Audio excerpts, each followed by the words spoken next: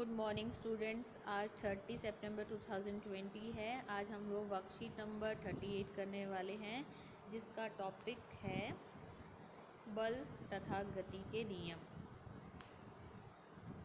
ये नया chapter start हुआ है, ठीक है, और ये भी चैप्टर बहुत इम्पोर्टेंट है, इसलिए स्टार्टिंग से ही ध्यान से पढ़ना है इसको।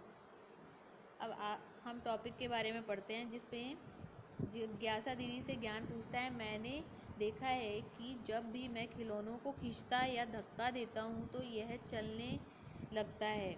क्या हमें किसी भी वस्तु को चलाने के लिए बल लगाना ही पड़ता है? अब इसमें देखो, वो कंडीशंस पूछता है, क्या ऐसा खींचने पे और धक्का मारने पे ही चीज़ें चलती हैं? तो इसके बारे में उसकी दीदी बताती है, हाँ ज्ञान, मतलब कि हम धक्का या खींचेंगे किसी चीज़ को तभी वो चीज़ गति में आएगी। बल्कि इसमें उसकी दीदी बोलते हैं, किसी भी वस्तु को चलाने, रोकने, गति की दिशा या आकार बदलने के लिए हमें बल लगाना पड़ता है। तो इसमें ध्यान दो, चलाने के लिए, रोकने के लिए और गति की दिशा बदलने के लिए, आकार को बदलने के लिए बल की ज़रूरत पड़ती है। जैसे रबड़ बैंड को खींचना हो तो रबड़ बैंड को खींचा तो उसका आकार बदल जाएगा। आकार कैसे बदला? जैसे कि आपने बल लगाया, उसके कारण आकार बदल गया।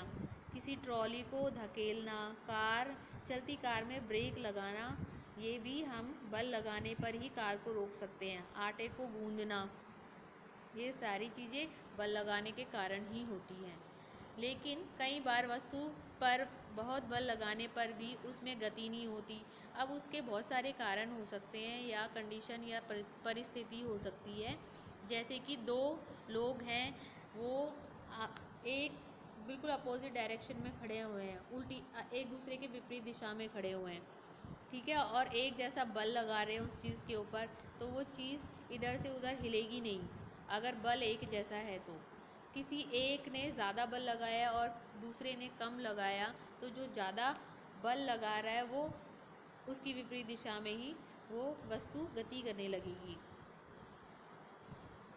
ठीक है। अब जैसे इसमें तुम्हें डायग्राम में भी दे रखा है कि दो लोग हैं जो ट्रॉली को धक्का मार रहे हैं, ठीक है, तो ये भी उतना ही बल लगा रहा है और ये भी उतना बल लगा रहा है।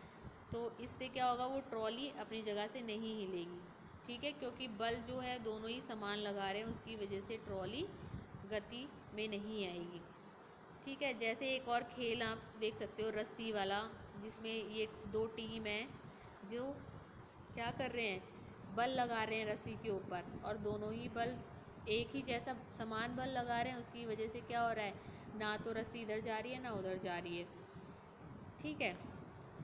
अब तीसरी कंडीशन में देखो क्या है यहाँ पर,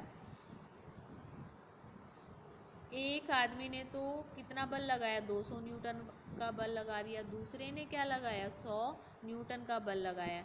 तो अब बताओ कि वस्तु किधर गति करेगी। अब आप देखो कि जो 200 वाला जो आदमी है, 200 न्यूटन का जो बल लगा रहा है, वो ज़्यादा मतलब कि बल लगा रहा है, धक्का किस तरफ जाएगा, उसकी विपरीत दिशा में। तो ये ट्रॉली किस तरफ घूमेगी, इस तरफ जाएगी, ठीक है। इसी तरीके से आप रस्सी वाले खेल में भी देख सकते हो कि कौन जीत सकता है। अब यहाँ पे देखो, यहाँ पे 400 न्यूटन का बल लग रहा है, यहाँ पे 100 न्यूटन का बल लग रहा है, तो ये वाला बल कम है, ये ज़्यादा है। तो जितने लोगों ने ये रस्सी पकड़ी है वो किस तरफ खींचे चले जाएंगे, जो 400 न्यूटन का बल लगा रहे हैं उस तरफ चले जाएंगे, ठीक है।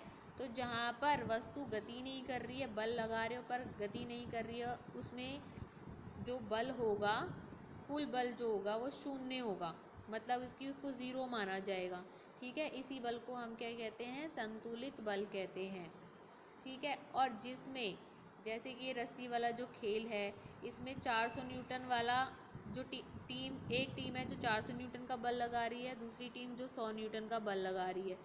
तो ज़्यादा बल कौन लगा रहा है, 400 न्यूटन वाला। तो ये सारे के सारे खींच के किस तरफ आ जाएंगे, बल के कारण ये सारे खींचकर 400 न्यूटन वाली बल वाली टीम की तरफ चले जाएंगे। इसको हम बोलेंगे। अब देखो, इसमें समान बल नहीं है, एक 400 न्यूटन का लगा रहा है, ठीक है, दूसरी टीम 100 न्यूटन की लगा रही है, तो ये समान बल नहीं है, तो इसको हम बोलेंगे असंतुलित बल। ठीक है, तो इस तरह से आप एग्जाम्पल्स भी सोच सकते हो कि हाँ, असंतुलित बल कहाँ पे लग रहा है और संतुलित बल कहाँ लग रहा है। ज़्यादा तो बल की दिशा में वस्तु हिलेगी, ये आप ध्यान रखना, जहाँ पे ज़्यादा बल लग रहा है उसी दिशा में वस्तु हिलती है, उसी दिशा में वस्तु गति करेगी। तो कोई भी बल अकेला नहीं होता, बल हमेशा जोड़े में होते हैं। ठीक है, मतलब कि जैसे कि आपने टेबल में कुछ रखा है, कोई सामान रखा है, मानो मैंने ये डब्बा रखा हुआ है, तो ये क्या कर रहा है, ये नीचे की तरफ बल लगाएगा, तो टेबल कहाँ लगाएगी, ऊपर की तरफ बल लगाएगी। हम ज़मीन पे खड़े हुए हैं, तो हम नीचे की तरफ बल लगाते हैं, ज़मीन ऊपर की तरफ बल लगाती है, तो मतलब इधर से भी ये बल भी लग रहा है, ये बल भी लग रहा है, तो जोड़े में बल लगता है। ठीक है, जोड़े से लगेगा, जिस चीज़ के ऊपर हम खड़े वो भी हमारे ऊपर बल लगाता है और हम भी उस चीज़ के ऊपर बल लगाते हैं, तो हमेशा जोड़े में होगा। तो बल हमेशा जोड़े में होगा। यह दोनों बल हमेशा विपरीत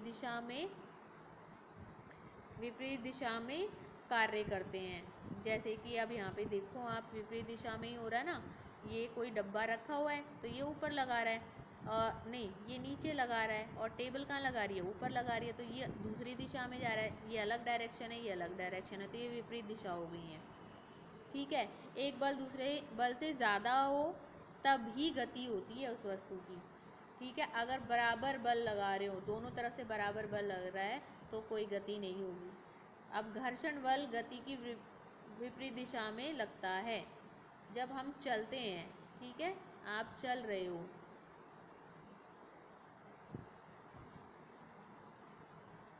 ठीक है, आप रोड पे चल रहे हो, तो जो आपके कदम बढ़ रहे हैं वो किसकी वजह से बढ़ रहे हैं, घर्षण बल की वजह से बढ़ रहे हैं। उसकी वजह से क्या होता है, गति की दिशा में भी बदलाव आता है। जब ठीक है, घर्षण जब वस्तु पर लगाए जाने वाला बल उसके घर्षण के बल से अधिक होकर उसे असंतुलित नहीं करेगा, तब तक वस्तु नहीं चलेगी। इसका मतलब ये है कि कोई भी वस्तु है, अगर वो बल लगा रही है, ठीक है, घर्षण बल से आपका बल ज़्यादा होना चाहिए, तभी आप गति कर पाओगे, नहीं तो नहीं कर पाओगे। ठीक है, किसी भी पिंड पर, मतलब कोई बॉल है, ठीक है, उस पर अगर असंतुलित बल हम लगाते हैं तो क्या होगा, वो चीज़ गति करेगी। ठीक है, तो असंतुलित बल आप लोगों को पता होगा, और संतुलित बल भी आप लोगों को पता चल गया है कि क्या होता है। दोनों में अंतर आप लोग सोचिए कि इनके बीच में क्या अंतर हो सकते हैं, और अभी अभी हम क्वेश्चन आंसर भी करेंगे, लेकिन पहले एक बार हम एनसीईआरटी को भी पढ़ लेते हैं। अब ये देखो, आपके एनसीईआरटी का चैप्टर नंबर 9 है, force and laws of motion, बल तथा गति के नियम। ठीक है, जैसे कि आपने पिछले वाले चैप्टर में पढ़ा था कि एक सरल रेखा में वस्तु की स्थिति, वेग और त्वरण के आधार पर वस्तु की गति का वर्णन कर सकते हैं, मतलब उस वस्तु की गति को ज्ञात कर सकते हैं। ठीक है, तो यहाँ पे आपको क्या देखना है कि जैसे एग्जाम्पल ले लो कि आप डेली लाइफ में क्या क्या करते हो, कैसे कोई चीज़ गतिशील वस्तु है वो कैसे चलती है, उसको हम रोकने का प्रयास कैसे करते हैं। ठीक है, तो ये बहुत सारे एग्जाम्पल्स होते हैं जिनको आप लिख के भेज सकते हो। आप वर्कशीट के अलावा मुझे एग्जाम्पल भी लिख के भेजना आज। तो खींचना, धकेलना, ठोकर लगाना, इस तरह की जो क्रिया होती है ये क्या है, फोर्स की फॉर्म्स हैं। ठीक है,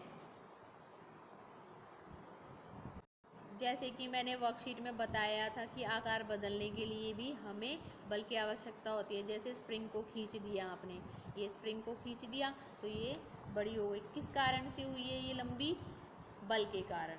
अब देखो ये बॉल है, बल लगाने पर वो बॉल की आकार कैसा बदल जाता है, अंडाकार हो जाता है। ठीक है, गोल था उससे अंडाकार हो गया। ये संतुलित और असंतुलित बल के बारे में आपको बताया गया है। देखो, अब यहाँ पे देख रहे हो आप, दो बच्चे हैं जो एक बॉक्स को धक्का मार रहे हैं। अब इस एरो से देखो, एरो दोनों ही बराबर है, इससे ये पता चल रहा है कि फोर्स जो है वो बराबर से लग रही है, बल जो है बराबर से लग रहा है। ठीक है, अब सी पार्ट में आप देखो दोनों बच्चे मिलके क्या कर रहे हैं, बल ज़्यादा लगा रहे हैं। देखो एरो बड़ा हो गया, यहाँ पे जो बॉक्स की वजह से फोर्स लग रही है वो देखो फोर्स कम है, तो इसका मतलब है कि वस्तु क्या करेगी, गति करेगी। ये जो छोटा सा एरो आपको दिख रहा है ना, ये गति को दर्शा रहा है। ठीक है,